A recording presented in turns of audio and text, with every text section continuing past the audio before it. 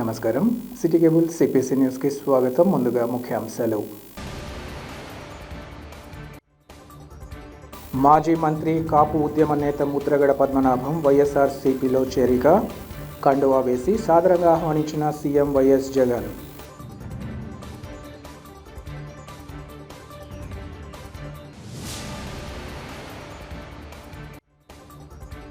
ముఖ్యమంత్రి సహాయ నిధి ఆర్థిక సహాయంతో నిలబడుతున్న నిరుపేదల ప్రాణాలు. సీఎంఆర్ఎఫ్ చెక్కుల పంపిణీ కార్యక్రమంలో కమలాపురం ఎమ్మెల్యే రవీంద్రనాథ్ రెడ్డి వెల్లడి.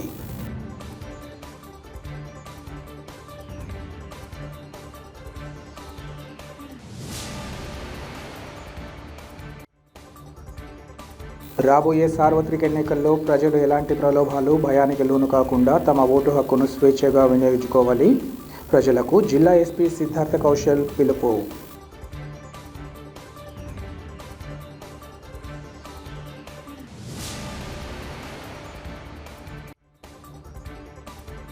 తమ చిన్నాన్న వైఎస్ వివేక హత్య కేసులో నిజం గెలవాలని కోరుకుంటున్నా. వివేక వర్ధంతి కార్యక్రమంలో పిసిసి అధ్యక్షురాలు షర్మిలారెడ్డి స్పష్టీకరణ.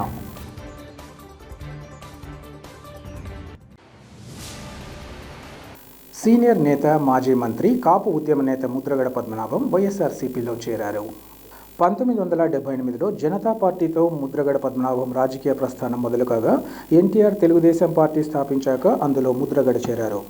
ఉమ్మడి ఆంధ్రప్రదేశ్లో 4 సార్లు ఎమ్మెల్యేగా, ఒకసారి ఎంపీగా ఆయన గెలుపొందారు. 1999 సార్వత్రిక ఎన్నికల్లో టీడీపీ తరపున కాకినాడలో లోక్సభ స్థానంలో గెలిచారు. టీడీపీ కాంగ్రెస్ ప్రభుత్వాలలో మంత్రిగానూ పనిచేశారు. అయితే గత కొంతకాలంగా ఆయన ఏ పార్టీలోకి వెళ్తారనే చర్చలో రాష్ట్రంలో నడిచింది. చివరికి వైసీపీ అధినేత జగన్తోనే తన ప్రయాణమని ఆయన నిర్ణయించుకున్నారు. ఇందులో భాగంగా ఈ ఉదయం తాడేపల్లి క్యాంప్ ఆఫీసులో ముఖ్యమంత్రి వైఎస్ జగన్మోహన్ రెడ్డి సమక్షంలో పార్టీ కండువా కప్పుకున్నారు. ముద్రగడతో పాటు ఆయన తనయుడు గిరి కూడా వైఎస్ఆర్సీపీలో చేరారు. ఈ సందర్భంగా ముద్రగడ పద్మనాభం మాట్లాడుతూ వైఎస్ఆర్సీపీలో చేరడం సంతోషంగా ఉందని, ఎన్నికల్లో జగన్ గెలుపు కోసం కృషి చేస్తానని తెలిపారు. ఈ కార్యక్రమంలో వైఎస్ఆర్సీపీ రీజనల్ కోఆర్డినేటర్ మిథున్ రెడ్డి, ఎమ్మెల్యేలు కురసాల కన్నబాబు, ద్వారంపూడి చంద్రశేఖర్ రెడ్డి తదితరులు పాల్గొన్నారు. జిల్లాలోని ఒంటిమిట్ట శ్రీ కోదండరామస్వామి బ్రహ్మోత్సవాలు ఏప్రిల్ 16వ తేదీ నుంచి అంగరంగ వైభవంగా నిర్వహించడానికి అన్ని ఏర్పాట్లు చేస్తున్నామని టీటీడీ జేఈఓ వీరబ్రహ్మం తెలిపారు. బ్రహ్మోత్సవాల ఏర్పాట్లపై ఈరోజు ఆయన అధికారులతో కలిసి క్షేత్రస్థాయి పరిశీలన నిర్వహించి సమీక్ష జరిపారు. ఈ సందర్భంగా జేఈఓ మీడియాతో మాట్లాడుతూ ఏప్రిల్ 16వ తేదీ సాయంత్రం అంకురార్పణతో శ్రీ కోదండరామస్వామి బ్రహ్మోత్సవాలు ప్రారంభం అవుతాయని తెలిపారు. ఏప్రిల్ 22వ తేదీ శ్రీ కోదండరాముడి కళ్యాణం పండు వెన్నెల్లో అంగరంగ వైభవంగా నిర్వహిస్తామన్నారు. ఈ సందర్భంగా చేయాల్సిన ఏర్పాట్లపై అధికారులతో ఇప్పటికే సమీక్ష జరిపి అనేక సూచనలు చేసినట్లు ఆయన వివరించారు. బ్రహ్మోత్సవాలకు, స్వామివారి కళ్యాణానికి హాజరయ్యే భక్తులకు ఎలాంటి అసౌకర్యం కలగకుండా అవసరమైన అన్ని ఏర్పాట్లు చేస్తున్నట్లు ఆయన వివరించారు. నెల రోజుల ముందు నుంచి టీటీడీ ఈ పనులను ప్రారంభించిందని వీరబ్రహ్మం తెలిపారు. కళ్యాణోత్సవం సందర్భంగా ఏర్పాటు చేయాల్సిన గ్యాలరీలు, వాటిలోకి భక్తులను అనుమతించాల్సిన విధానం, భక్తులకు తాగునీరు, అన్నప్రసాదాల పంపిణీ ఏర్పాట్లపై సమీక్ష జరిపారు. గ్యాలరీల్లో భక్తులకు ఎలాంటి ఇబ్బంది లేకుండా ఈసారి మరింత మెరుగైన ఏర్పాట్లు చేస్తున్నట్లు ఆయన చెప్పారు. కళ్యాణ వేదిక అలంకరణ, సాంస్కృతిక కార్యక్రమాలు కూడా భక్తులను ఆకట్టుకునేలా నిర్వహిస్తామన్నారు. కళ్యాణానికి హాజరయ్యే భక్తులందరికీ ముత్యాల తలంబ్రాలు అందేలా ఏర్పాట్లు చేస్తున్నట్లు ఆయన తెలిపారు. ఈ కార్యక్రమంలో TTD chief engineer Nageswara Rao, deputy ఈవోలు నటేష్ బాబు, ప్రశాంతి, అదనపు ఆరోగ్యాధికారి డాక్టర్ సునీల్ పాల్గొన్నారు. తమ చిన్నాన్న మాజీ మంత్రి వైఎస్ వివేకానందరెడ్డి హత్య కేసులో నిజం గెలవాలని కోరుకుంటున్నట్లు పిసిసి అధ్యక్షురాలు షర్మిలారెడ్డి తెలిపారు. కడప నగరంలో ఈరోజు దివంగత వైఎస్ వివేకానందరెడ్డి 5వ వర్ధంతి సభను నిర్వహించారు. ఈ కార్యక్రమానికి ముఖ్య అతిథిగా విచ్చేసిన వైఎస్ షర్మిలారెడ్డి మాట్లాడుతూ వైఎస్ వివేక ఒక మంచి, అద్భుతమైన వ్యక్తిత్వం గల వ్యక్తి అన్నారు. ఆయనది అందరికీ సహాయపడే గుణమని ఈ సందర్భంగా చెప్పారు. సునీత, తాను కలిసే పెరిగామని, చిన్నాన్న ఎప్పుడూ చికాకు పడలేదని, కోపం అనేది నచ్చేది కాదని అన్నారు. సహాయం అని అడిగితే వెంట పెట్టుకొని మరీ తీసుకెళ్లే వ్యక్తిత్వం కలవారన్నారు. చిన్నాన్న చనిపోయి 5 ఏళ్లు గడిచిందని, ఇప్పటికీ ఆయన మరణం నమ్మలేని నిజంగా ఉందన్నారు. ఆయనను క్రూరాతి క్రూరంగా, దారుణంగా నరికి చంపారన్నారు. ఆయన హత్య విషయంలో ఇప్పటికీ న్యాయం జరగకపోగా ఈనాటికి శిక్ష పడలేదన్నారు. అంతటి వ్యక్తికే న్యాయం జరగలేదంటే సమాజంలో మిగతా వారి పరిస్థితి ఏంటని ఆమె ప్రశ్నించారు. సునీత, చిన్నమ్మకి ఎవరు ఉన్నా లేకున్నా వైఎస్ఆర్ బిడ్డ తమకు అండగా ఉంటుందని ఈ సందర్భంగా తెలిపారు. చిన్నాన్న ఆత్మశాంతి చేకూరే వరకు ఈ పోరాటం ఆగదన్నారు. అనంతరం వైఎస్ వివేక కుమార్తె సునీత మాట్లాడుతూ పులివెందుల ప్రజలను ప్రాణంగా భావించే తన తండ్రికి అంత కీడు ఎలా తలపెట్టారని ప్రశ్నించారు. రాష్ట్రంలో ప్రజలంతా 5 ఏళ్లుగా తనకు ధైర్యం ఇచ్చారని, ఆ ధైర్యాన్ని ఇప్పుడు చూపించే సమయం వచ్చిందని అన్నారు. అబద్ధం, అన్యాయంపై నిజం గెలవగలదని నిరూపించాలన్నారు. ఈ కార్యక్రమంలో కాంగ్రెస్ పార్టీ నేతలు కేవీపీ రామచంద్రారెడ్డి, తులసిరెడ్డి, బీజేపీ నేత ఆదినారాయణ రెడ్డి, టీడీపీ నేతలు బీటెక్ రవి, రామచంద్రయ్య తదితరులు పాల్గొన్నారు. రాజకీయాలకు అతీతంగా వైఎస్ వివేకానంద రెడ్డి గారిని ఒక మంచి మనిషిగా గుర్తించి ఆయనకు నివాళులు అర్పించడానికి వచ్చిన ప్రతి ఒక్కరికి, రాజశేఖర్ రెడ్డి గారి అభిమానులందరికీ, మీడియా మిత్రులందరికీ మీ రాజశేఖర్ రెడ్డి బిడ్డ శిరస్సు వంచి చేతులు జోడించి మనస్ఫూర్తిగా నమస్కరించుకుంటాను.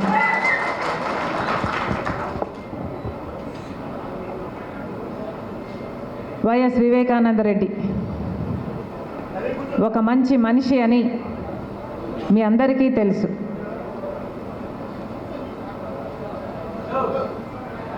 ప్రత్యేకమైన మనస్తత్వం, అద్భుతమైన వ్యక్తిత్వం,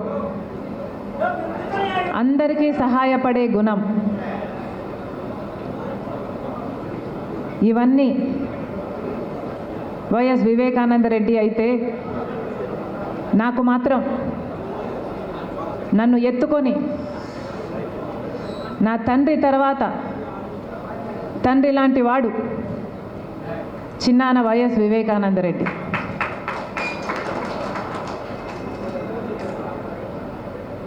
సునీత, నేను చిన్నప్పుడంతా కలిసే పెరిగాం, కలిసే చదువుకున్నాం. అన్ని సంవత్సరాలలో ఆయన పోయేంత వరకు కూడా నేను ఎప్పుడే కానీ చిన్నాయనను కోపగించుకోవడం చూడలేదు, చికాకు పడ్డం చూడలేదు. ఎవరైనా సాయం చేయడానికి వస్తే అసలు ఆయన కాలు ఇంట్లో ఆగేది కాదు. ఎవరు సాయం చేయడానికి అడిగినా వాళ్ళను వెంట పెట్టుకొని ఆయన కారులోనే కూర్చోబెట్టుకొని, వాళ్ళు పట్టకపోతే ఇరుక్కొని కుక్కి అదే కారులో కూర్చోబెట్టుకొని, వాళ్ళకి ఎక్కడ అవసరం ఉంటే అక్కడ కలెక్టర్ ఆఫీస్ అయినా, ఆర్డీఓ అయినా, ఆఖరికి చిన్న రైతుకు వచ్చిన ఎలక్ట్రికల్ ప్రాబ్లం అయినా, ఏ పెద్ద ఆఫీస్కైనా చిన్న ఆఫీస్కైనా ఏ సంకోచం లేకుండా నవ్వుతూ వెళ్ళి ఆఫీసర్లతో మాట్లాడి సమస్యను పరిష్కరించేవాడు చిన్నాన. ఎంతోమందికి ఎన్నో పంచాయతీలు చేసుంటాడు చిన్నాయన.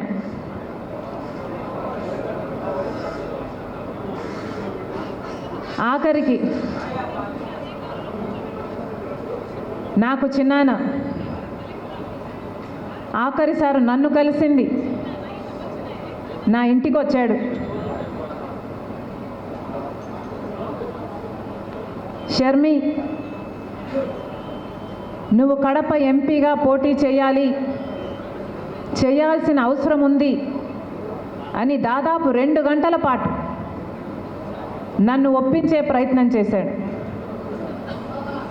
నేను ఎన్నిసార్లు వద్దులే చిన్నానా అని ఎన్నిసార్లు చెప్పినా,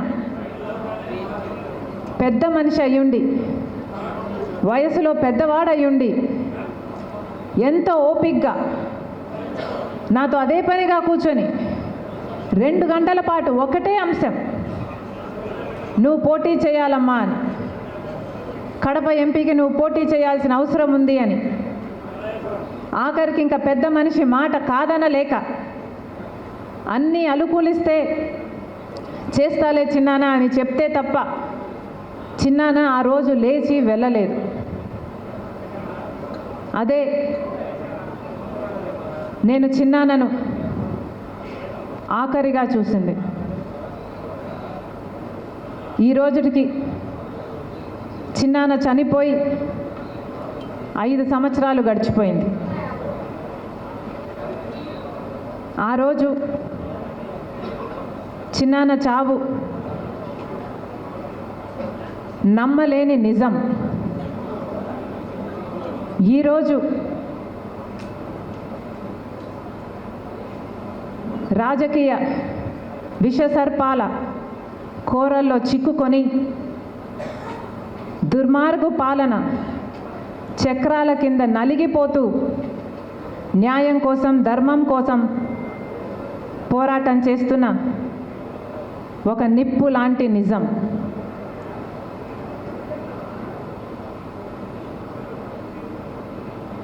ఐదు సంవత్సరాలు అయిపోయింది. ఆలోచన చేయండి, 1 కాదు 2 కాదు. వివేకానంద రెడ్డి గారి హత్య జరిగి 5 సంవత్సరాలు అయిపోయింది. క్రూరాతి క్రూరంగా ఆయన ఒంటి మీద ఎన్ని గొడ్డలు వేట్లున్నాయో ఆయన ఒంటి మీద రుజువులు ఉన్నాయి. ఘోరంగా నరికి చంపడం జరిగింది. సమాజంలో పెద్ద మనిషి, సమాజంలో మంచి మనిషి డాక్టర్ వైఎస్ రాజశేఖర్ రెడ్డి గారి ఎంతగానో ప్రేమించిన తమ్ముడు. అలాంటి ఆయన విషయంలోనే 5 సంవత్సరాలు గడిచినా కూడా న్యాయం జరగలేదు. ఈ రోజుటి వరకు కూడా హత్య చేసిన వాళ్లకు శిక్ష పడలేదు. ఇక అంతటి మనిషికి కూడా న్యాయం జరగకపోతే, హంతకులకు శిక్ష పడకపోతే ఇక సమాజంలో సామాన్యుల పరిస్థితి ఏమిటి? సామాన్యుల విషయంలో న్యాయం జరుగుతుంది అని సమాజం నమ్మే పరిస్థితి ఉండాలి అంటే ఈ పాటికి ఎప్పుడో హంతకులను గుర్తించుండాలి, వాళ్ళకు శిక్ష కూడా వేసుండాలి. కానీ 5 సంవత్సరాలు గడిచినా కూడా ఈ రోజు వరకు కూడా హంతకులకు శిక్ష పడనే లేదు. హత్య జరిగిన రోజున మాకు చెప్పిన విషయం, చిన్నాన హార్ట్ అటాక్తో చనిపోయాడు అని. సాక్షి కూడా వివేకానంద రెడ్డి గారు హార్ట్ అటాక్తో మరణించారు అని చెప్పుకుంటూనే వచ్చింది. తీరా మేము ఇంట్లోంచి బయలుదేరేంత వరకు కూడా ఇది హార్ట్ అటాక్తో చనిపోలేదు, హత్య జరిగింది అన్న విషయం మాకు తెలియదు. వచ్చి చూసిన తర్వాత కానీ ఇంత ఘోరంగా చిన్నాన్నను హత్య చేశారు అన్న విషయం మాకు తెలియదు. ఆ రోజు హత్య జరిగిన రోజు హత్య పలాని వాళ్ళు చేశారని కానీ, పలాని వాళ్ళు చేయించారు అన్న కానీ ఈ విషయాలు ఏవీ తెలిసే పరిస్థితి లేదు. కానీ ఈ రోజున హత్య చేసింది ఎవరో కాదు, బంధువులే అని అన్ని సాక్ష్యాలు వేలెత్తి చూపుతున్నాయి. గూగుల్ మ్యాప్స్ అయితేనేమి, కాల్ రికార్డ్స్ అయితేనేమి, వాంగ్మూలాలు అయితేనేమి, ఇవన్నీ హత్య చేసిన వాళ్ళు వీళ్ళు అని వేలెత్తి చూపుతున్నా ఈ రోజుటి వరకు కూడా హత్య చేసిన వాళ్ళకు, హత్య చేయించిన వాళ్ళకు శిక్ష పడలేదు, కేసుకు కొలిక్కి రాలేదు, కేసు అసలు ముందడుగు వేయలేదు. ఎందుకంటే అన్నా అని పిలిపించుకున్నవాడే ఈరోజు హంతకులకు రక్షణ కల్పిస్తున్నాడు. కాబట్టి ఈ రోజు వరకు కూడా చిన్నాన్న విషయంలో న్యాయం జరగలేదు.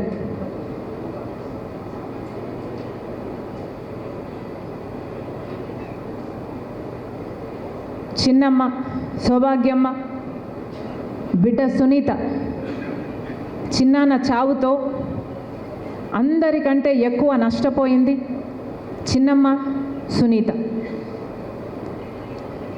సౌభాగ్యమ్మ గారు, సునీత రెడ్డి గారు బాధితులు అన్న సానుభూతి లేకపోగా,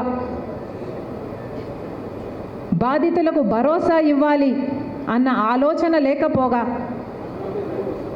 అదే సునీత కుటుంబం హత్య చేసింది అని ఆరోపిస్తున్నారే, ఇది మీ మనస్సాక్షి అయినా ఎలా ఒప్పుకుంటుంది అని అడుగుతున్నాం.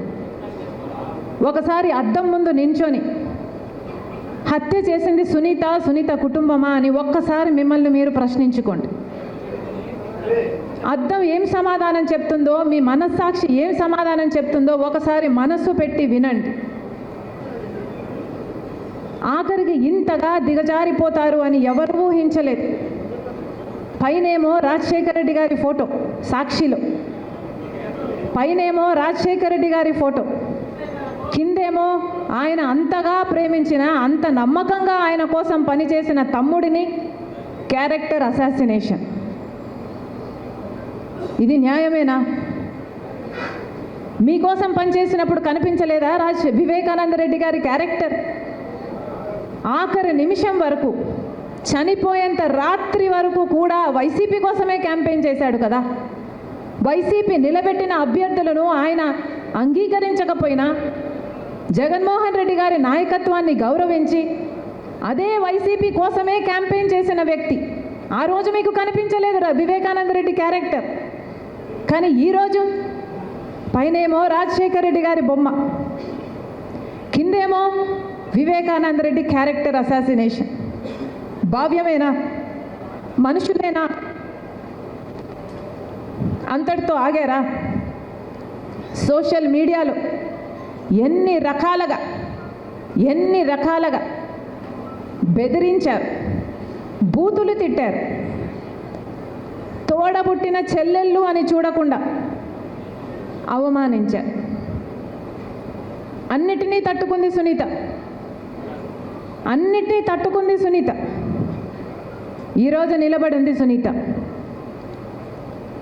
ఎంతమంది చూసాం ఇన్ని సంవత్సరాలలో సునీత న్యాయం జరగాలి అని, నిజాలు తేలాలని, హంతకులు శిక్ష పడాలి అని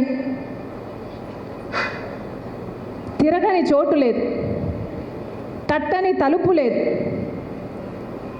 నిజంగానే సునీతే తన కుటుంబమే హత్య చేసుంటే ఈ కేసుని ఇంత పర్స్యూ చేయాల్సిన అవసరం సునీతకేమిటి?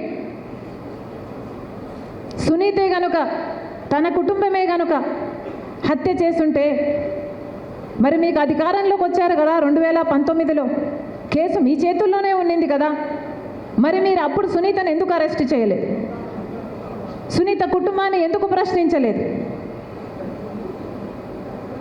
ఎందుకంటే దోషులెవరో నిర్దోషులెవరో మీకు తెలుసు కాబట్టి, మీ మనస్సాక్షికి తెలుసు కాబట్టి.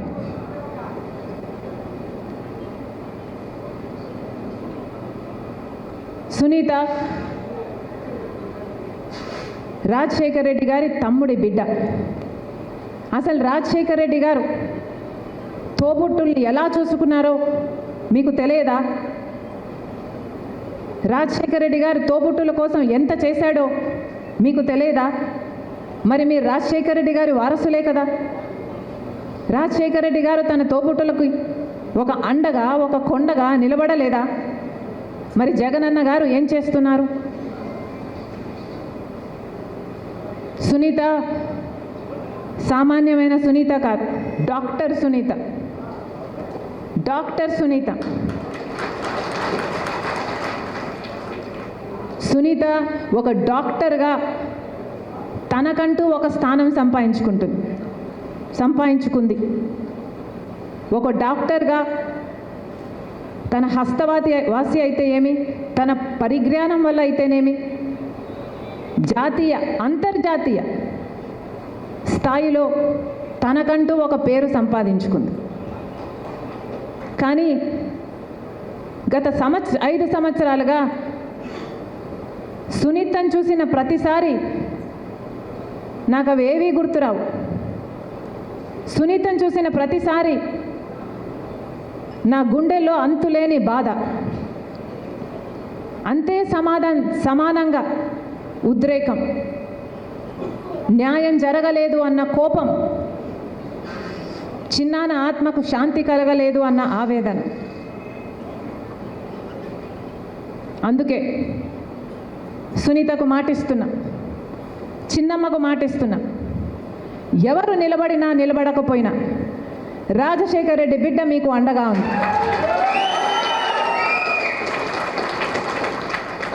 సునీత చేస్తున్న ఈ పోరాటంలో సునీతకు నేను బలమైతా.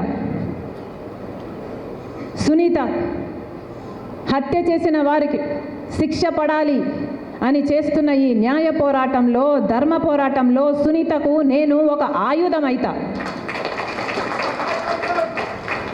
ఈ మట్టి మీద పుట్టా, ఇదే మట్టి మీద పుట్టా, ఈ గడ్డ సాక్షిగా మాటిస్తున్నా. ఎవరు నిలబడినా ఎవరు నిలబడకపోయినా సునీత పక్షాన రాజశేఖర రెడ్డి బిడ్డ నిలబడి ఉంది. ఇది రాజకీయాల కోసం చేస్తున్నది కాదు, అధికారం కోసం చేస్తున్నది కాదు, వారసత్వం కోసం చేస్తున్నది కాదు, ఆస్తి కోసం చేస్తున్నది అంతకంటే కాదు. ఈ సమరం చేస్తున్నది న్యాయం కోసం. తండ్రి చావు కోసం కొట్లాడుతున్న, న్యాయం జరగాలి అని కొట్లాడుతున్న ఒక బిడ్డ కోసం, భర్తను క్రూరాతి క్రూరంగా కోల్పోయిన ఒక విధవరాలి కోసం, చిన్నాన ఆత్మశాంతి కోసం చేస్తున్నాను. అందుకే ప్రజలందరికీ పిలుపునిస్తున్నాం. ఒక పులివెందుల ప్రజలే కాదు, ఒక కడప జిల్లా ప్రజలే కాదు, యావత్ తెలుగు ప్రజలందరూ, ఆంధ్ర రాష్ట్ర ప్రజలందరూ, తెలుగు ప్రజలందరూ ఒక నిర్ణయం తీసుకోవాలి. న్యాయం పక్షాన నిలబడాలి అని ఒక నిర్ణయం తీసుకోవాలి. నిజం పక్కన నిలబడాలి అని ఒక నిర్ణయం తీసుకోవాలి. న్యాయం గెలవాలి, ధర్మం గెలవాలి, హత్య రాజకీయాలను చీకొట్టాలి, హంతకులను కాపాడుతున్న వాళ్ళకు కూడా ఒక గుణపాఠం కావాలి, నిజం గెలవాలి. మరియు సునీత చేస్తున్న పోరాటానికి మద్దతుగా మీరంతా ఇక్కడికి వచ్చినందుకు పేరు పేరున మీ అందరికీ కృతజ్ఞతలు. ఇది ఎలక్షన్స్ టైం అయినప్పటికీ రాజకీయంగా విభిన్న పార్టీలు ఇక్కడికి రావడం, మీరు సునీత చేస్తున్న పోరాటానికి మీరు మద్దతు ప్రకటిస్తున్నట్లుగా మేము అనుకుంటున్నాము.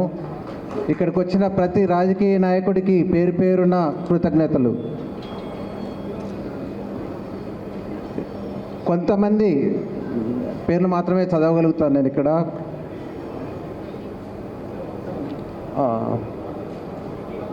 AP Congress committee president Shri Sharmila గారికి, శ్రీ కేవీపీ రామచంద్రరావు గారికి, తులసిరెడ్డి గారికి, సిఆర్సి రామచంద్రయ్య గారికి, ఆదినారాయణ రెడ్డి గారికి, బీటెక్ రవి గారికి, శ్రీనివాస్ రెడ్డి గారికి, లింగమూర్తి గారికి, రవిశంకర్ రెడ్డి గారికి, నజీర్ గారికి మరియు తదితరులకి మీ అందరికీ ప్రత్యేక అభినందనలు, ధన్యవాదాలు, కృతజ్ఞతలు.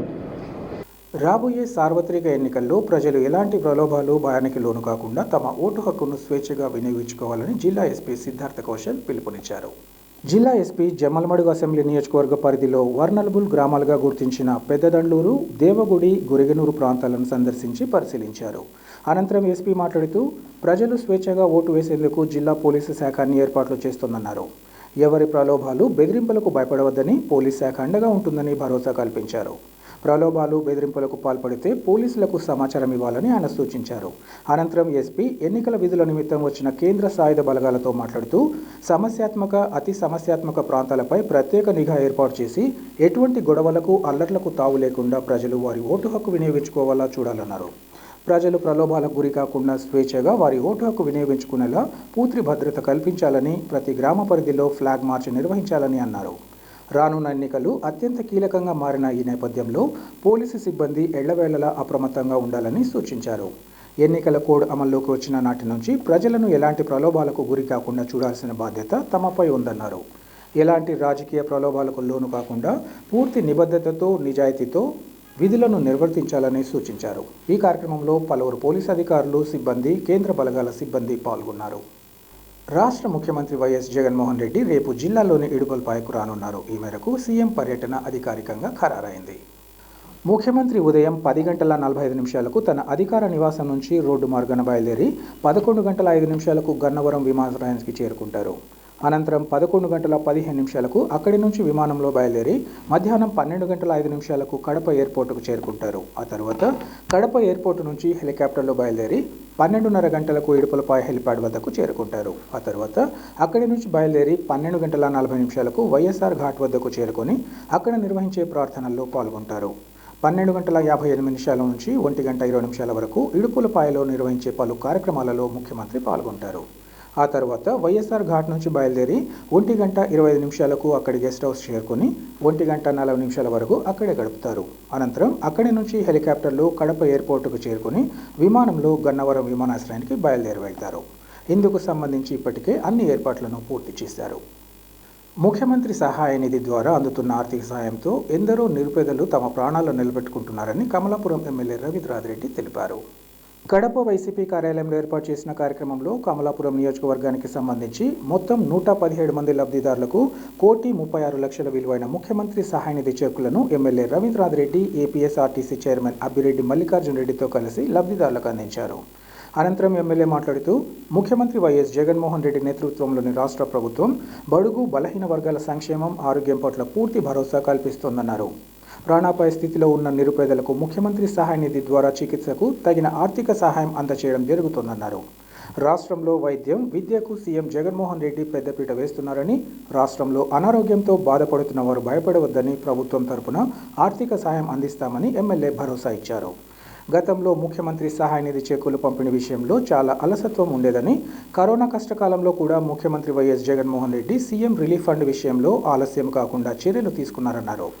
ఎవరైనా బాధితులు వైద్యం ఖర్చుల నిమిత్తం సీఎం రిలీఫ్ ఫండ్కు దరఖాస్తు చేసుకోవచ్చునని ఈ సందర్భంగా ఎమ్మెల్యే సూచించారు. ఈ కార్యక్రమంలో పలువురు వైసీపీ నేతలు ఇంకా లబ్ధిదారులు పాల్గొన్నారు. పెండింగ్ ఉన్న ఎందుకంటే కొన్ని చాలా మటుకు ఉన్న ఈరోజు ఇచ్చే చెక్కులన్నీ కూడా ఆరోగ్యశ్రీ కవర్ అయిన వాళ్లకు ఈ సీఎం రిలీఫ్ ఫండ్ రాదు. ఆరోగ్యశ్రీలో 3,280 జబ్బులు ఆరోగ్యశ్రీలో ఉన్నాయి. ఆ జబ్బులలో ఎక్కడన్నా వేరే హాస్పిటల్లో, ఎందుకంటే దాదాపు 5,000 నెట్వర్క్ హాస్పిటల్ ఉన్నాయి, ఆరోగ్యశ్రీ నెట్వర్క్ హాస్పిటల్. అక్కడ కాకోకుండా వేరే హాస్పిటల్లో ఎక్కడన్నా చూపించుకొని ఉంటారన్నమాట వాళ్ళు. అటువంటి వాళ్ళందరూ ఈరోజు ఆ పెండింగ్లో ఉన్న వాళ్ళందరినీ సీఎం గారి దృష్టికి తీసుకుపోవడం జరిగింది. వీళ్ళకు తెలుసో తెలియకో లేకుంటే అత్యవసరమైన ఏదైనా పని ఉండి ఆ హాస్పిటల్కు వెళ్ళలేక వేరే హాస్పిటల్కు వెళ్ళింటారు. సో వీళ్ళందరినీ కూడా మీరు ఈ విడత క్షమించి మీరు అందరికీ కూడా ఇచ్చేయండి అని చెప్పేసి సీఎం రిలీఫ్ ఫండ్కు మేమంతా రిక్వెస్ట్ చేయడం జరిగింది. ఆ రిక్వెస్ట్ చేయడంతో ఈరోజు 110 మందికి దాదాపు 1,86,90,000 రూపాయల చెక్కులు ఈరోజు ఇచ్చే కార్యక్రమం జరుగుతుందన్నమాట. ఏది ఏమైతేనే మొత్తానికి ఈ 5 ఏళ్ల కాలంలో దాదాపు 2,280 మందికి దాదాపు 20,31,86,000 రూపాయలు ప్రజలందరికీ కూడా ఈ సీఎం రిలీఫ్ ఫండ్ ద్వారా మనం ఇప్పించిన పరిస్థితి అన్నమాట. సో పెద్ద మనసులు చేసుకొని జగన్మోహన్ రెడ్డి గారు ఇంత పెద్ద ఎత్తున, ఎందుకంటే ఆరోగ్యశ్రీలో ఇన్ని జబ్బులు ఉన్నాయి, ఇన్ని నెట్వర్క్ హాస్పిటళ్ళు ఉన్నాయి. సో ఇంత పెద్ద ఎత్తున కొన్ని వేల కోట్ల రూపాయలు ఆరోగ్యశ్రీ ద్వారా వాళ్ళందరికీ కూడా చెల్లించే కార్యక్రమం జరుగుతోంది. అదే కాకుండా నభూతో నభవిష్యత్ అన్నట్టు రాజశేఖర రెడ్డి గారు ప్రవేశపెట్టిన దానికి ఇంకా మెరుగులు దిద్ది వైఎస్ఆర్ ఆరోగ్య ఆసరా అని చెప్పేసి, ఎందుకంటే ఆపరేషన్ చేసుకున్న వాళ్ళు హాస్పిటల్ నుంచి డిశ్చార్జ్ అవుతే వాళ్ళు నెల రోజులో 2 నెలల్లో 3 నెలల్లో ఆ జబ్బును బట్టి రెస్ట్ తీసుకునే కార్యక్రమం జరుగుతుందన్నమాట. సో ఆ రెస్ట్కు టైంలో వాళ్లకు ఏదైనా వాళ్ళు ఎవరైనా కూడా ఏమంటారు దాన్ని పని చేస్తే కానీ పనులు వాళ్ళు సొంతంగా చేసుకుంటే కానీ వాళ్ళ కుటుంబం జరగని పరిస్థితి ఉంటుందన్నమాట. రెక్కాడితే కానీ డొక్కాడని పరిస్థితి అందరికీ ఉంటుంది. సో ఇటువంటి పరిస్థితుల్లో తప్పకుండా వాళ్లకు ఏదో విధంగా మనం సహాయం చేయాలి. ఆపరేషన్ చేసుకుని ఇంట్లో కూర్చొని ఉంటే వాళ్ళ ఇల్లు ఎలా జరుగుతుంది అని చెప్పేసి పెద్ద ఎత్తున జగన్మోహన్ రెడ్డి గారు ఆలోచన చేశారు. కాబట్టి వైఎస్ఆర్ ఆరోగ్య ఆసరా అని చెప్పేసి పెట్టి హాస్పిటల్లో ఆపరేషన్ అయిపోయిన తర్వాత డిశ్చార్జ్ అయ్యే రోజే ఒక్కొక్క జబ్బుకు ఒక్కొక్క రకమైన రెస్ట్ ఉంటుందన్నమాట. చిన్న ఆపరేషన్లు ఏంటన్నా జరిగితే 15 రోజులు, నెల రోజులు ఉంటాయి. అట్లాగే ఏదైనా పెద్ద ఆపరేషన్లు జరిగితే 6 నెలలు, సంవత్సరం కూడా రెస్ట్ తీసుకునే కార్యక్రమం కూడా జరుగుతుందన్నమాట. సో అంత పెద్ద ఎత్తున ఆయన ఆలోచన చేసి డిశ్చార్జ్ అయిన రోజే వాళ్లకు ఆ డబ్బులు కూడా ఇచ్చి 6 నెలలకు అవసరం ఉంటే 6 నెలలకు సంబంధించిన డబ్బులు 6×5 30,000 రూపాయలు వాళ్ళ డబ్బులు వాళ్ళ చేతిలో పెట్టి వాళ్ళకు మందులు ఇచ్చి వాళ్ళకు ట్రాన్స్పోర్ట్ ఛార్జెస్ కూడా ఇచ్చి, అంటే వాళ్ళ ఊరికి పోయేదానికి ఈ ఛార్జెస్ కూడా ఇచ్చి పంపించేంత పని ఈరోజు ఆంధ్ర రాష్ట్రంలో జరుగుతుందన్నమాట. అంతటి బృహత్తరమైన కార్యక్రమం అన్నమాట. ప్రజల ఆరోగ్యమే మహాభాగ్యం అన్నట్టుగా చేస్తున్న పరిస్థితి ఇది భారతదేశంలో ఏ రాష్ట్రంలోనూ లేదు. అలాగే ఆరోగ్య సురక్ష అని చెప్పేసి దాని ద్వారా ఈరోజు పెద్ద ఎత్తున ప్రతి ఇంట్లోనూ టెస్టులు చేసే కార్యక్రమం జరుగుతుందన్నమాట. ఎందుకంటే ఆ టెస్టులు చేయించుకోవాలంటే దాదాపు ఎవరికైనా కూడా 1200 నుంచి 1500 రూపాయలు ఖర్చు అవుతాయి. సో అటువంటి టెస్టులు కూడా ఈరోజు చేసి వాళ్ళందరికీ కూడా ఏమన్నా లోపం ఉంటే వాళ్ళకు బాడీలో వాళ్ళ అవయవాలన్నీ కూడా చెక్ చేసి ఏదైనా లోపం ఉంటే ఆ లోపాన్ని సరిదిద్దడానికి మల్టీనేషనల్ హాస్పిటళ్లకు పంపించే కార్యక్రమం చేసి ఆ డాక్టర్తో అపాయింట్మెంట్ ఇప్పించి వాళ్ళకు బాగా చేసే కార్యక్రమం కూడా చేసే కార్యక్రమం జరుగుతోంది. సో అట్లాగే షుగరు, బీపీ ఇటువంటి వాళ్ళందరికీ కూడా వాళ్ళ ఇంటికే వాళ్ళందరికీ కూడా ఆ నెలకు సంబంధించిన మందులన్నీ కూడా ఇచ్చే కార్యక్రమం కూడా జరుగుతుంది అన్నమాట. సో ఇంత పెద్ద ఎత్తున ఆరోగ్యం పైన గమనించే ప్రభుత్వం ఏదైనా ఉందంటే భారతదేశంలో కాదు ప్రపంచంలోనే ఏదైనా ఉందంటే ఒక ఆంధ్ర రాష్ట్రంలోనే జరుగుతోంది. అది జగన్మోహన్ రెడ్డి గారి ఆధ్వర్యంలోనే జరుగుతోంది అని చెప్పి తెలియజేస్తున్నారు.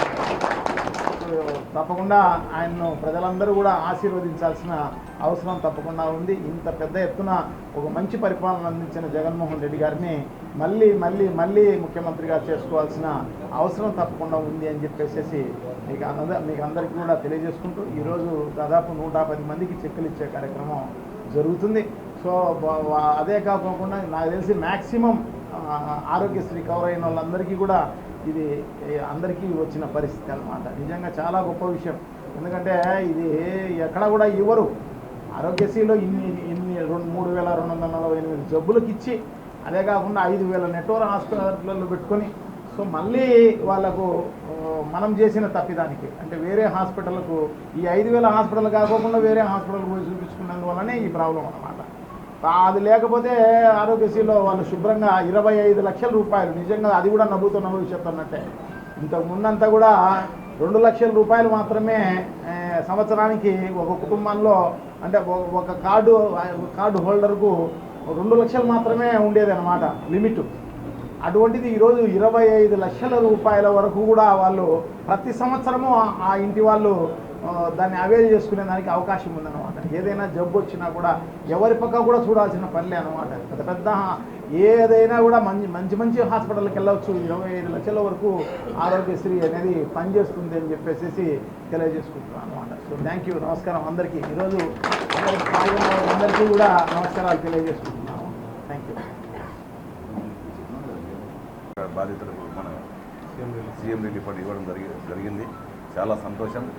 ఎందుకంటే ఈ సీఎం రిలీఫ్ ఫండ్ అనేది ఆరోగ్యశ్రీలో ఇన్ని జబ్బులు ఉన్నా కూడా ఆరోగ్యశ్రీ కింద గుర్తించేటువంటి దాంట్లోనే చేసుకోమని చెప్తారు గవర్నమెంట్ ఇన్స్ట్రక్షన్స్. కానీ మన వాళ్ళు అప్పుడు అవసరాన్ని బట్టి ఎందుకంటే ఏదైనా జబ్బు ఉన్నప్పుడు ఆ యొక్క టెన్షన్ పడి ఏదో సపోర్ట్ చేసుకొని బయట హాస్పిటల్ బాగుంటుందని ఎవరైనా అడ్వైజ్ చేస్తే మన వాళ్ళు బయట హాస్పిటల్ ఆరోగ్యశ్రీ లేకుండా పోయి ముందు మన ప్రాణాలతో బయటపడితే చాలు అనే ఉద్దేశంతో మన బయట హాస్పిటల్లో కూడా ఆపరేషన్ చేసుకొని ప్రాణాలు కాపాడుకునే పరిస్థితి. అటువంటి వాటికి ఆరోగ్యశ్రీ రానప్పుడు ఏదో మనం మన ఎమ్మెల్యే ద్వారా కానీ మిగతా ఎంపీఓ ద్వారా కానీ మన ఇక్కడ సమస్యలు ఆయనకి ఈ విధంగా వీళ్ళు అప్పుడప్పుడు అనుకోకుండా జబ్బు తీవ్రతను బట్టి జబ్బు సీరియస్గా ఉంది కాబట్టి బయట చేసుకోవాల్సిన అవసరం వచ్చింది. వాళ్ళకి ఏమైనా సరే మన ఆర్థికంగా మన తరఫున మన ప్రభుత్వం తరఫున చేయాలని సీఎం గారికి చెప్పినప్పుడు ఇంత పెద్ద ఎత్తున డబ్బులు మంజూరు చేయడం అనేది సీఎం గారి గొప్పతనానికి ఒక నిదర్శనం ఈ సందర్భంగా మనవి చేసుకుంటున్నాం. ఎందుకంటే ఈ ప్రభుత్వంలో జగన్మోహన్ రెడ్డి గారి ప్రభుత్వంలో విద్య, వైద్యము ఈ రెండే ప్రధాన అంశాలు. విద్య బాగా చదువుకోవాలి, వాళ్ళ పిల్లలు ఉన్నత చదువుకొని ఉన్నత ఉద్యోగాల్లో పోయి ఆ కుటుంబాలని ఆర్థికంగా కాపాడుకోవాలి, ఆర్థికంగా నిలబెట్టగలగాలి అనేది ఒకటి విషయం అయితే, ప్రతి ఒక్క పేదవాడు కూడా ఆరోగ్యం చేసుకోవడానికి, ఆరోగ్యం కాపాడుకునేదానికి డబ్బులు లేకపోతే పెద్ద పెద్ద జబ్బులు వచ్చినా కూడా పెద్ద పెద్ద కార్పొరేట్ హాస్పిటల్లోకి చేయలేని పరిస్థితి ఉన్నప్పుడు అటువంటి పరిస్థితి ఎవరికి ఉండకూడదు. డబ్బున్నోనికే వైద్యము, డబ్బు లేనివానికి వైద్యం లేదు. ఒకవేళ జబ్బు వచ్చినా కూడా చనిపోవాల్సింది, ఆ పరిస్థితి ఉండకూడదనే ఉద్దేశంతో అప్పటి ముఖ్యమంత్రి మన దివంగత ముఖ్యమంత్రి రాజశేఖర రెడ్డి గారు ఆరోగ్యశ్రీ ప్రవేశపెట్టడం జరిగింది. ఆయన ప్రవేశపెట్టిన తర్వాత ఆరోగ్యశ్రీ ఇంత గొప్ప పథకాన్ని భారతదేశంలో అప్పుడు ప్రధాని మన్మోహన్ సింగ్ కానీ అప్పటి అమెరికా జార్జ్ బుష్ వాళ్ళు వచ్చినప్పుడు కూడా చూసి ఏ విధంగా చేస్తానో, నీకు ఏ విధంగా ఐడియా వచ్చింది, ఈ విధంగా వైద్యం ఈ విధంగా పేద ప్రజలకు అందించాలని వాళ్ళు కూడా అప్పుడు రాజశేఖర రెడ్డి గారిని ప్రశంసడం జరిగింది. ఆయన చేసినటువంటి ఈ యొక్క మంచి పథకాన్ని చూసి మిగతా రాష్ట్రాలు కూడా అందరూ కూడా ప్రవేశపెట్టాలి, మంచి పథకం అని చెప్పడం జరిగింది. అంటే ఇంత పేద ప్రజల పట్ల రాజశేఖర రెడ్డి గారికి కానీ ఆయన కుమారునికి కానీ అంత శ్రద్ధ. ఆయన పోయిన తర్వాత, ఆయన చనిపోయిన తర్వాత, అకాల మరణం తగిన తర్వాత, ఆయన కొడుకు తర్వాత ఒక 10 సంవత్సరాలకు ముఖ్యమంత్రి అయిన తర్వాత ఆరోగ్యశ్రీలు ఏమేమైతే ఉన్నాయో వాళ్ళ తండ్రి గారు ఏదైతే చేపట్టాడో దానికి ఇంకా అదనంగా కొన్ని జబ్బులు చేర్చి, కొన్ని వేల జబ్బులు చేర్చి వాటికి కూడా ఆరోగ్యశ్రీ కింద మంజూరు చేయడం జరుగుతుంది. అంటే పేదల యొక్క ఆరోగ్యం పట్ల ఆయనకున్నటువంటి చిత్తశుద్ధి, ఆయనకున్నటువంటి శ్రద్ధ ఒకసారి మీరు అర్థం చేసుకోవాలని మీకు మనవి చేసుకుంటున్నా. అదేవిధంగా విద్యలో కూడా ఆ విధంగా చేస్తున్నాడు. ముఖ్యంగా మీరు చూశారు, కరోనా టైంలో ఏ ప్రభుత్వం కూడా ఆదుకోలేదు.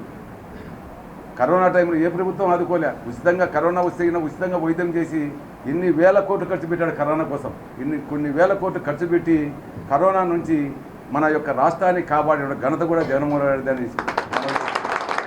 ఎందుకంటే వాళ్ళకు ఉచితంగా వైఎస్ఆర్సీపీ ప్రతినిధిగా వ్యవహరిస్తూ బెదిరింపులకు పాల్పడుతున్న వేంపల్లె సీఐ చాంద్ బాషాపై తగిన చర్యలు తీసుకోవాలని టీడీపీ నేతలు కృష్ణారెడ్డి, సుదర్శన్ రెడ్డిలు డిమాండ్ చేశారు.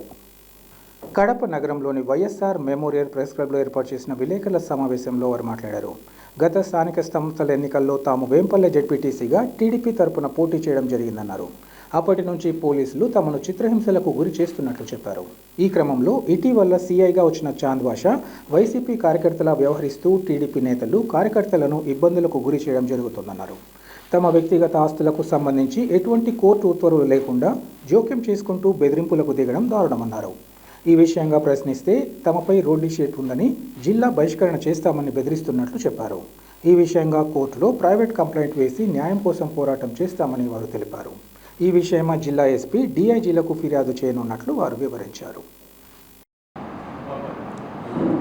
క్రితం జరిగిన స్థానిక సంస్థల ఎలక్షన్లో వేంపల్లె మండలం తరపున జెడ్పీటీసీ స్థానానికి టీడీపీ తరపున మేము పోటీ చేయడం జరిగింది.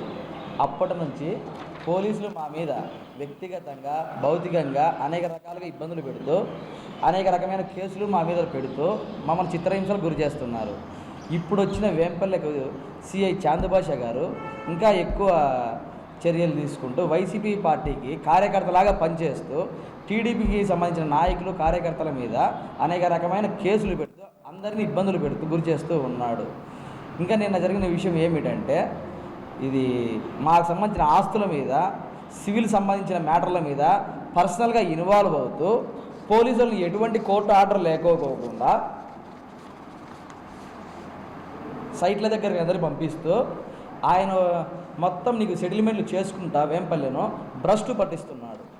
బాబాయ్ పేరు మీద మా చిన్నాన్న ఈయన పేరు మీద రౌడీ షీట్ ఓపెన్ చేసింది.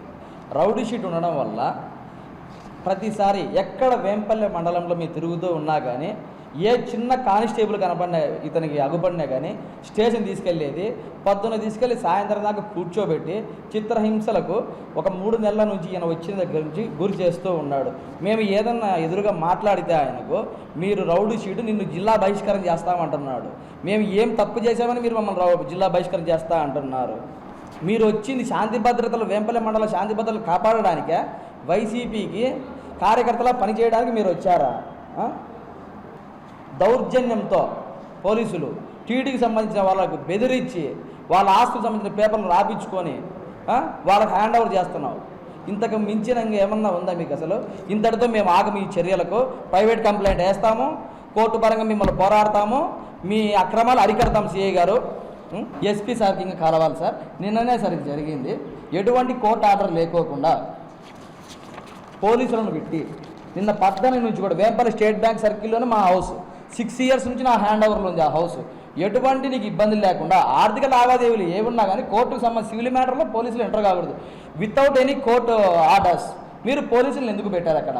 పోలీసులను పెట్టి నా ఆస్తి దగ్గర నా ఇంటి దగ్గరికి కూడా నన్ను వెళ్ళనీకోకుండా బయటికి గంటేస్తున్నారు పోలీసులు. మేము పై అధికారులు ఈ ప్రెస్ మీట్ అయిపోయిన వెంటనే ఎస్పీ గారిని కలుస్తాం, మేము పైకి వెళ్ళి డీజీపీ ఆఫీస్లో కూడా కంప్లైంట్ చేస్తాం. ఇంతటితో సిఐ చాందబాచా గారిని అయితే మేమైతే వదిలిపెట్టాం ఇప్పటితో. అది సార్ జెడ్పీటీసీకి నామినేషన్ చేసి టీడీపీ తరఫున పోటీ చేశాను sir last year. Emireddy Krishnareddy ఈ నామినేషన్ వేసినప్పటి నుంచే వ్యక్తిగతంగా మా మీద చర్యలు టీడీపీలోనే కొనసాగుతూనే ఉన్నాం. ఇప్పటికీ కూడా కనీసం ఈరోజు మా జిల్లా ఇన్ఛార్జ్ శ్రీనివాసరెడ్డి అన్న కాల్ చేసా కానీ ఎందుకు మా వాళ్ళని ఇట్లా టార్చర్ చేస్తున్నాయన్నా కానీ మా ఫోన్లు కూడా ఎత్తారు టీడీపీ వాళ్ళకి. నిన్న బీటెక్ రవణ కూడా ఫోన్ చేశాడు. మా టీడీపీ సంబంధించిన ఎటువంటి ఫోన్లు కూడా ఎత్తారు. అది ఆయన ఓకే. దీని వెనుక ఒత్తిడి ఏమి లేదు సార్. లాస్ట్ ఇయర్ ఇప్పుడు మన మాజీ డిప్యూటీ చైర్మన్ సతీష్ రెడ్డి గారు వైసీపీకి వెళ్ళారు కదా, అంతటితో టీడీపీకి సంబంధించి గట్టి నాయకులు ఎవరూ లేరు. మేము ఎప్పటి నుంచో కూడా బీటెక్ రవి సానిపతిపురంలో, అందువల్ల ఒత్తిళ్లు చేసి మమ్మల్ని భయభ్రాంతులకు గురి చేసి వైసీపీలోకి జాయిన్ చేపియాలని చెప్పి సిఐ చాందబాచా ప్రయత్నం చేస్తున్నారు. ప్రొద్దుటూరు టీడీపీ అసెంబ్లీ టికెట్ దక్కకపోవడంతో అసమ్మతి నేతలు తమ ఆవేదన వ్యక్తం చేస్తున్నారు. ఈ సందర్భంగా అసమ్మతి నేత సీఎం సురేష్ నాయుడు మాట్లాడుతూ టికెట్ రాలేదని బాధ ఉన్నా పార్టీ కోసం అందరం పని చేస్తామని చెప్పారు. తామందరం టీడీపీ టికెట్ను ఆశించామని, ప్రస్తుత టీడీపీ ఎమ్మెల్యే అభ్యర్థి మాజీ ఎమ్మెల్యే నంద్యాల వరదరాజు రెడ్డి కూడా అందరినీ కలుపుకొని పోవాలని కోరుతున్నట్లు ఆయన చెప్పారు. త్వరలో టీడీపీ రాష్ట్ర అధ్యక్షులు నారా చంద్రబాబు నాయుడు కలుస్తామని, పార్టీలో ఉన్న ప్రతి ఒక్కరికి న్యాయం జరగాలని, అందరినీ సమానంగా చూడాలని కోరుతామన్నారు. ఖచ్చితంగా ఈ విషయంపై చంద్రబాబు నాయుడుతోనే కొట్లాడైన హామీ తీసుకుంటామన్నారు. ఎవరు అధైర్యపడవద్దని, ఎవరు బాధపడొద్దని, వచ్చేది చంద్రబాబు నాయుడు ప్రభుత్వం అని అన్నారు. కేంద్రంలో బీజేపీ ప్రభుత్వం వస్తుందని ఈ సందర్భంగా తెలిపారు. రాష్ట్రాన్ని అభివృద్ధి చేసుకోవడం కోసం అందరూ కలిసి ముందుకు వెళ్తామని ఈ సందర్భంగా పిలుపునిచ్చారు. ఇదే విషయంగా మరో టీడీపీ నేత ప్రవీణ్ కుమార్ రెడ్డి మాట్లాడుతూ రాచమల్లుతో భూముల వ్యాపారం, ప్లాట్ల వ్యాపారం చేసిన వాళ్లకు టికెట్ ఎలా ఇస్తారని ప్రశ్నించారు. చంద్రబాబు నాయుడును ఆయన సతీమణిని తిట్టినోళ్లకు టికెట్ ఇచ్చారని, అలాంటి వాళ్లకు టికెట్ ఇవ్వడం బాధాకరమన్నారు. తనకు పదవులు వద్దు, ప్రొద్దుటూరులో తెలుగుదేశం పార్టీ జెండాను నిలబెట్టడమే తన నినాదమన్నారు. పార్టీ తనకు కన్నతల్లి లాంటిదని, జెండాలు కాల్చాలనుకున్న వారికి, పార్టీ అధినాయకుని దూషించాలనుకున్న వారికి సమావేశం నుంచి వెళ్లిపోవాలని సూచించారు. రాచమల్లు కోర్టుకి టీడీపీ టికెట్ అంటే శివాలయం సెంటర్లో పార్టీ జెండా పట్టుకొని ఆమరణ నిరాహార దీక్ష చేస్తానని తెలిపారు. టికెట్ ఆశించి ఎవరి ముందు వాళ్ళు కూడా ప్రచారము నిర్వహించడం జరిగింది. అయితే నిన్నటి రోజు 1 గంటకు టీవీల ద్వారా ప్రొద్దుటూరు నియోజకవర్గానికి నంద్యాల వరదరాజుని పేరుతో చంద్రబాబు నాయుడు ఖరారు చేసి అనౌన్స్ చేయడం జరిగింది. కానీ ఇన్ని రోజులు మా ఇంట నడిచి మా మీద నమ్మకంతో మీరందరూ నచ్చినందుకు మీకు శిరస్సు వంచి పాదాభివందనం తెలియజేస్తుంది. తర్వాత నాకు కూడా 60 సంవత్సరాలు వచ్చాయి కాబట్టి ఈసారి తెలుగుదేశం టికెట్ పోరులో నేను కూడా ఉన్నా అని చంద్రబాబు నాయుడు ఆశీస్సులతోనే ప్రజల్లోకి వెళ్ళిపోవడం జరిగింది. ద్వారా రోజు 2,000 మందికి అన్నం సరఫరా చేయడం జరిగింది. ఎంతో కష్టపడ్డాం, ఎంతో శారీరక శ్రమ పడ్డాం, ధనం పోగొట్టుకున్నాం. కానీ నాకు దేవుడు ఇచ్చిన ధైర్యం ఉంది, చంద్రబాబు నాయుడు మీద నమ్మకం ఉంది. ఎందుకంటే పార్టీని నమ్ముకొని ఉంటే నేను కూడా నన్ను నమ్ముకున్న మీకు అందరికీ కూడా ధైర్యం చెప్పాలనే ఉద్దేశంతో ఈరోజు ఈ సమావేశం ఏర్పాటు చేసి మాతో పాటు మీరు కూడా ఎంతో శ్రమించి దుఃఖంగా ఉన్నారు కాబట్టి మీకు ధైర్యం నింపేదానికే ఈ సమావేశం ఏర్పాటు చేయడం జరిగింది. పెద్దలు అందరూ కూడా మేమంతా కూడా పోయి ముఖ్య నాయకులంతా కూడా చంద్రబాబు నాయుడిని కలిసి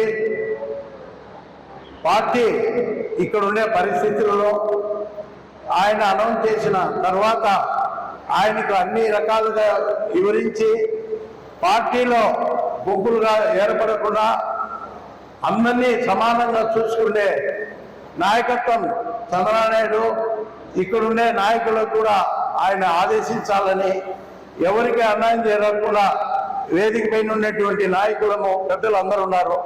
మేము కూడా చంద్రబాబుతో కొట్లాడి మీకు ఎవరికి ఎలాంటి అన్యాయం జరగకుండా ఆయన దగ్గర హామీ ఇచ్చి, ఆయన మనకందరికీ, మాకే కాదు అందరి తరఫున మేము అడుగుతాం. అక్కడ ఆయన కరెక్ట్గా హామీ ఇస్తే మనం కూడా ఆయన ఆదేశాల మేరకు నడుచుకోవాలి. దీన్ని వేరే విధంగా ఎవరు భావించొద్దు. ఖచ్చితంగా తెలుగుదేశం పార్టీ ఇక్కడ చంద్రబాబు నాయుడు మాకు ఇచ్చే హామీని బట్టి మేము కూడా అందరం నిర్ణయం తీసుకుంటామని, మీకందరికీ న్యాయం జరిగే విధంగా నిర్ణయాలు ఉంటాయని చెప్పేసి నేను తెలియజేసుకుంటూ, ఎవరు అధైర్యపడద్దు, ఎవరు వ్యక్తిగత కక్షలకు పోవద్దు అని చెప్పేసి తెలియజేస్తున్నా. ఏ పార్టీకి ఏ కార్యకర్త అయినా, పార్టీ కార్యకర్తలకు అన్యాయం జరిగినా ఇంతటితో మేము రాజకీయాలు మానుకునేది లేదు. నిత్యం మీతోనే ఉంటాం. ఇక్కడే ఆఫీస్ కూడా కొనసాగిస్తాం. తప్పకుండా మీరందరూ యథావిధంగా ఒక అన్నదమ్ముల మాదిరి కలిసిపోతామని చెప్పేసి మీకు అందరికీ తెలియజేసుకుంటున్నాను. వార్తలు ముగించే ముందు ముఖ్యాంశాలు మరోసారి. మాజీ మంత్రి కాపు ఉద్యమ నేత ముద్రగడ పద్మనాభం వైఎస్ఆర్సీపీలో చేరిక, కండువా వేసి సాదరంగా ఆహ్వానించిన సీఎం వైఎస్ జగన్.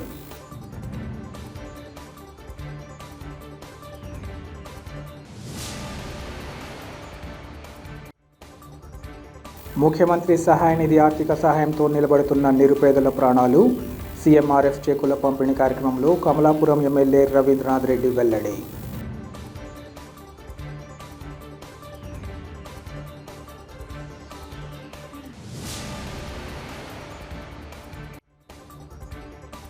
రాబోయే సార్వత్రిక ఎన్నికల్లో ప్రజలు ఎలాంటి ప్రలోభాలు, భయానికి లోను కాకుండా తమ ఓటు హక్కును స్వేచ్ఛగా వినియోగించుకోవాలి.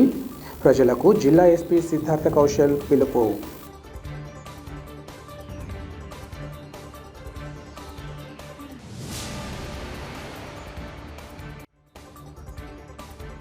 తమ చిన్నాన్న వైఎస్ వివేక హత్య కేసులో నిజం గెలవాలని కోరుకుంటున్నా. వివేక వర్ధంతి కార్యక్రమంలో పీసీసీ అధ్యక్షురాలు షర్మిలారెడ్డి స్పష్టీకరణ.